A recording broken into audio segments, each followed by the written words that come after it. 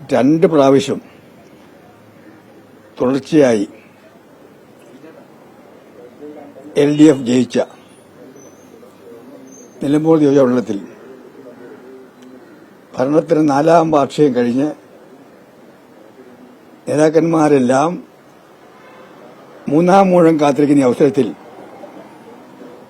നിലമ്പൂർ വഴി കേരളത്തിലെ ജനങ്ങൾ പിണറായി സർക്കാരിന് ഒരു ഷോക്ക് ട്രീറ്റ്മെന്റ് കൊടുത്തിരിക്കുകയാണ്. നിലമ്പൂരിലെ ജയം അതിശയകരമായ വിജയമാണ്. ഈ വിജയത്തിന് പിന്നിൽ പ്രവർത്തിച്ച എല്ലാവരെയും UDF നേതാക്കന്മാരെ, പ്രവർത്തകരെ, സർവോപരി നിലമ്പൂരിലെ വോട്ടർമാരെ ഞാൻ പ്രത്യേകം അഭിനന്ദിക്കുന്നു. ജനങ്ങൾക്ക് വേണ്ടി മനുഷ്യർ ജയിച്ച ആര്യാടൻ ഷൗക്കത്തെ ഞാൻ പ്രത്യേകമായി അഭിനന്ദിക്കുന്നു. എന്റെ ഉറ്റ ചങ്ങാതി ആര്യാടൻ മുഹമ്മദിന്റെ ഓർമ്മകൾ ഈ അവസരത്തിൽ ജനങ്ങളുടെ മുമ്പിൽ ഉജ്ജ്വലമായി ഉണ്ടാകുമെന്ന് ഞാൻ പ്രതീക്ഷിക്കുന്നു. ആര്യാടൻ വീണ്ടും തിരിച്ചു വന്നിരിക്കുന്നു. ഈ തെരഞ്ഞെടുപ്പ് ഒരു വലിയ സന്ദേശം നൽകിയിരിക്കുകയാണ്.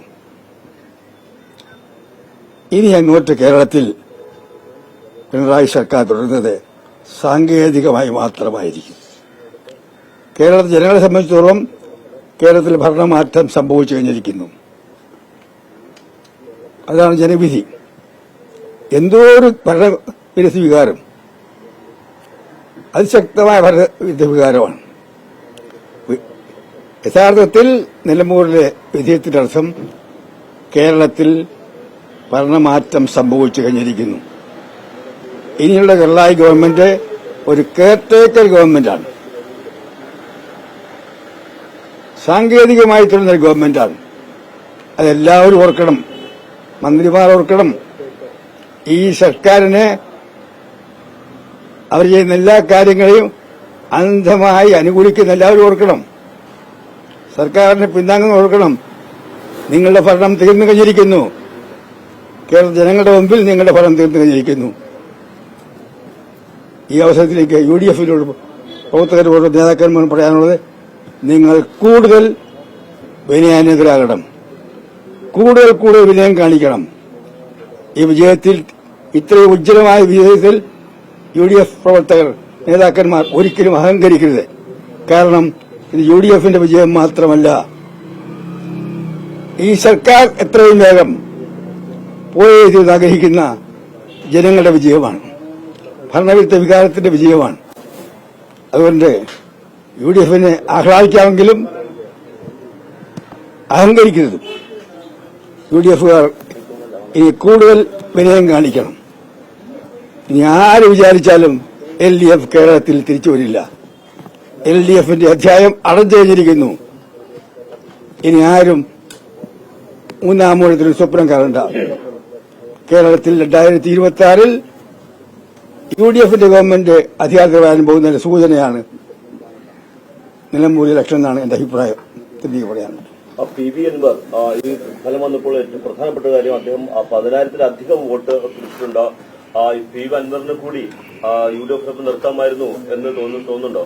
അത്തരം കാര്യങ്ങൾ ചർച്ച ചെയ്യാൻ അധികാരപ്പെട്ട ആളല്ല. എന്റെ അഭിപ്രായം ഞാൻ പറഞ്ഞു. ഈ ഗവൺമെന്റ് പോയി കഴിഞ്ഞിരിക്കുന്നു. ജനങ്ങളുടെ മുമ്പിൽ, കേരളത്തിലെ ഭൂരിപക്ഷം മഹാപുരുഷ ജനങ്ങളുടെ ഹൃദയത്തിൽ നിന്നും ഈ ഗവൺമെന്റ് തുടച്ചു മാറ്റപ്പെട്ട് കഴിഞ്ഞിരിക്കുന്നു. ഗവൺമെന്റിനെ ജനങ്ങൾ തിരസ്കരിച്ചു കഴിഞ്ഞിരിക്കുന്നു. ജനങ്ങളുടെ ഹൃദയത്തിൽ ഭരണമാറ്റം ഉണ്ടായിക്കഴിഞ്ഞിരിക്കുന്നു. ഇനിയുള്ള തുടർന്നുള്ള മാസങ്ങൾ സാങ്കേതികമായ ഒരു ഗവൺമെന്റ് മാത്രമാണ്, കെയർടേക്കർ ഗവൺമെന്റ് വേണേൽ പറയാം. UDF തിരിച്ചു വന്നു കഴിഞ്ഞിരിക്കുന്നു അനൌദ്യോഗികമായി. ഇതെനിക്ക് പറയാനുള്ളത്. പ്രതീക്ഷിച്ച ഒരു ഭൂരിപക്ഷം വന്നിട്ടുണ്ടോ? വോട്ടെണ്ണിക്കൊണ്ടിരിക്കല്ലേ. പക്ഷേ ഇടത് കോട്ടകളിൽ പലയിടത്തും പ്രതീക്ഷിച്ചതിനേക്കാൾ കവിച്ച വിജയം UDFിന് നേടാൻ കഴിഞ്ഞിട്ടുണ്ട്. അത് UDFന്റെ വിജയം മാത്രമല്ല, ഭരണവിരുദ്ധ വികാരം കൂടിയാണ്.